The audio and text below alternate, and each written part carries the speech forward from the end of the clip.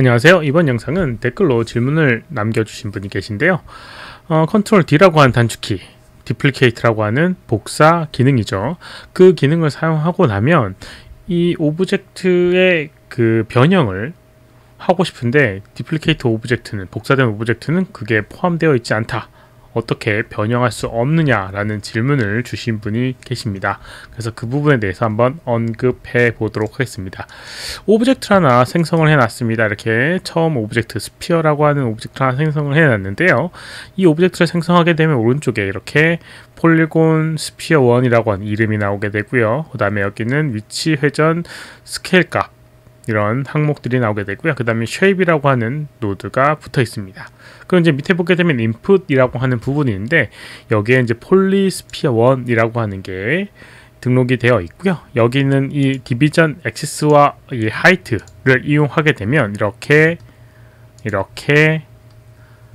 만든 다음에도 이렇게 변형을 해줄 수가 있습니다. 레디어스나 아니면 축 방향으로, 그 다음에 높이 방향으로 이렇게 나눠진 정도를 조정해 줄 수 있는 부분이 있어요. 그래서 이렇게 이제 변형을 할 수가 있는데요. 질문의 내용은 이 오브젝트를 이 디플리케이트라고 하는 에디트에 복사하는 디플리케이트의 컨트롤 D라고 하는 명령어로 이렇게 복사를 하고 나면 인풋이라고 하는 항목이 없어진다라는 질문의 내용이었습니다.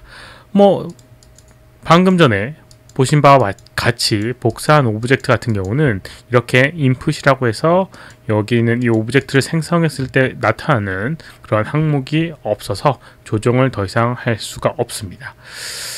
그 부분이 왜 그런지, 그리고 어떻게 하면 살릴 수가 있는지, 그거에 대해서 좀 알아보도록 하겠습니다. 우선 왜 없느냐라고 생각되면 우선 이 인풋이라고 하는 부분은 이 오브젝트가 어떤 오브젝트의 명령어가 이렇게 수행된 걸 나타냅니다. 예를 들어서 extrude라고 하는 명령어가 이렇게 적용됐다.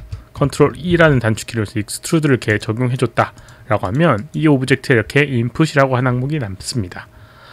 어떤 오브젝트의 명령어가 수행되게 되면 그 명령어가 이렇게 history라고 하는 항목으로 남게 되는 부분입니다. 그래서 여기는 오브젝트를 예를 들어서 또 컨트롤 B라고 하는 베벨이라고 하는 명령을 적용했다라고 하면 역시나 이렇게 베벨이라고 하는 항목이 나오게 되는 걸 볼 수가 있습니다. 익스트루드 다음에 베벨, 이런 식으로 순차적으로 명령어들이 누적이 되게 돼요. 마찬가지로 컨트롤 E를 다시 하게 되면 역시나 오른쪽에 보게 되면 익스트루드 페이스 1이라고 하는 게 있고요. 그 다음 베벨, 그 다음에 익스트루드 2라고 하는 게 이렇게 누적돼서 나와 있는 걸 볼 수가 있습니다. 이런 식으로 이제 명령어들이 계속 누적돼서 이제 나오게 되는 부분인데, 이걸 역시나 복사를 하고 나면 이렇게 그 항목들이 이렇게 떨어지게 됩니다. 이렇게요. 근데 이제 이게 계속적으로 누적이 되고 계속적으로 의미가 있느냐?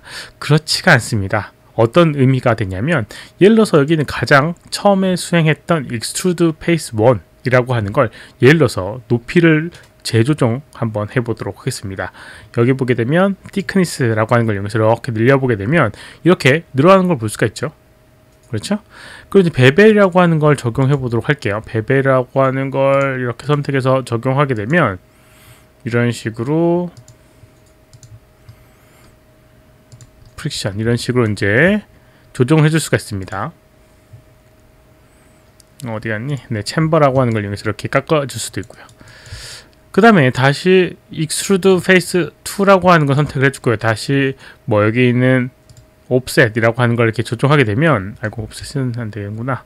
thickness라고 하는 걸 늘려보도록 할게요. 이렇게 늘어가게 됩니다. 이제 이렇게 각각 오브젝트들이 별 문제 없이 되는 것처럼 보입니다.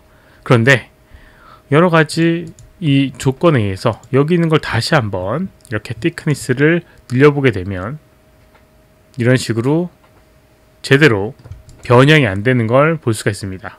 이렇게요. 어떤 데는 되고 어떤 데는 안 되는 걸 볼 수가 있어요. 그 이유가 뭐냐면 이 명령어가 순차적으로 실행이 되게 됩니다. 페이스 1, extrude 페이스 1, 그 다음에 베벨, 그 다음에 extrude 페이스 2라고 하는 게 순차적으로 실행이 되게 되는데, 이 마지막 거 같은 경우는 누적되어 있는 것에 대한 명령어 수행이기 때문에 큰 문제가 없지만, 가장 처음에 있는 거는 그 중간에 어떤 명령어들이 수행이 되는지 정확하게 모른 미래를 예측할 수 없는 상태의 과거기 때문에 이거를 수행했을 때 뭐 어떤 문제가 생길지 예측을 할 수 없는 부분이 되게 되는 거죠. 그래서 이런 식으로 보통 사용하지 않고요. 만약에 문제가 있다고 하면 가장 마지막에 수행한 이런 명령어를 변형을 하게 됩니다. 그래서 이제 뭐 크게 이 오브젝트에 계속 누적되는 것들은 뭐 의미가 없는 부분이기도 하고요. 그 다음에 여기 있는 이 명령어들은 이 오브젝트에 의해서 한정돼서 의미가 있는 명령어들입니다. 그래서 이 오브젝트가 바뀌게 되면 여기 있는 이 속성들은 또 역시나 의미가 없게 돼요. 그러니까 이걸 복사하게 되면 여기 있는 것들이 연결이 끊어지는 게 당연한 거라고 생각하시면 될 것 같습니다. 혹시라도 이거를 이 복사하지 않고 지우고 싶다라고 하면 history라고 하는 걸 이용해서 지울 수도 있습니다. delete by type의 history라는 걸 이용해서 지울 수도 있고요. 그 다음에 혹시라도 또 이거를 그대로 남긴 상태로 복사를 하고 싶은 경우가 있다 라고 하면 그렇게도 또 해줄 수가 있습니다. 오브젝트를 선택해 보도록 할게요. 그리고 edit, duplicate 라고 되어 있는 거 옵션이 없으니까 이건 뭐 어떻게 선택의 방법이 없겠죠. 근데 밑에 보게 되면 duplicate special 이라고 하는 부분이 있습니다. 옵션을 클릭을 해보게 되면 여러 가지 옵션이 나오게 되는데 이 중에서 copy를 선택을 하고요. 그 다음 밑에 보게 되면 duplicate input graph, duplicate input connection 이라고 되어 있는 부분이 있습니다. duplicate input connection 이라고 하는 부분을 클릭을 하게 되면 연결되어 있는 것까지 같이 복사가 되게 됩니다. 복사를 하고 나면 이렇게 두 개의 오브젝트가 이렇게 동일한 이런 인풋의 값을 갖고 있는 걸 볼 수 있어요. 여기 있는 거 선택해서 마찬가지로 이렇게 디플리케이트를 하게 되면 이렇게 남아있는 걸 볼 수가 있죠. 근데 이제 문제가 조금 있습니다. 어떤 문제가 있느냐, 오브젝트 문제라고 할 수는 없죠. 네, 뭐 상황에 따라서 이것들 쓸 때가 있으니까요. 오브젝트 선택하고요, 폴리스피어 1이라고 되어 있는 걸 이렇게 늘려보게 되면 네, 이렇게 늘어나게 됩니다. 근데 얘만 늘어나는 게 아니라 얘도 같이 늘어나게 됩니다. 뭐 그 이유는 뭐 간단합니다. 어떤 의미냐면 여기 폴리스피어 1이라고 하는 인풋 노드를 같이 공유하기 때문에 같은 이렇게 영향을 서로 주고받게 됩니다. 이렇게.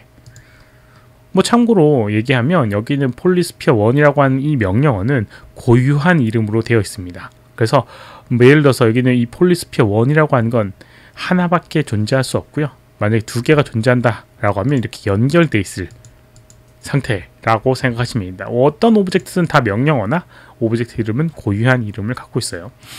이런 식으로 이제 복사가 되게 된다라고 하면 이렇게 두 개가 공유가 되는 상태로 복사가 되게 되고요. 이렇게 만약에 보통은 복사를 하게 되면 인풋 항목이 이렇게 사라지게 되는 걸 확인을 할 수가 있을 겁니다. 이런 식으로 만약에 또 조정하게 된다라고 하면 이렇게 같이 thickness 같이 이렇게 변형이 되게 되죠. 이런 걸 이용해서 뭐 다른 것도 이제 사용하기도 하지만 아무튼 이렇게 사용할 수 있는 부분이 있고요. 그 다음에 물어봤던 부분에 대한 뭐 관련된 여러 가지 항목들을 언급을 해봤습니다. 이번 영상은 여기까지고요. 혹시 질문 있으시면 오른쪽 아래 메일 주소로 메일 보내주시거나 댓글 남겨주시면 최대한 답변해 드리도록 하겠습니다. 도움이 되셨다면 좋아요, 필요하면 구독하기 눌러주시면 감사하겠고요. 시청해주셔서 감사합니다. 수고하셨습니다.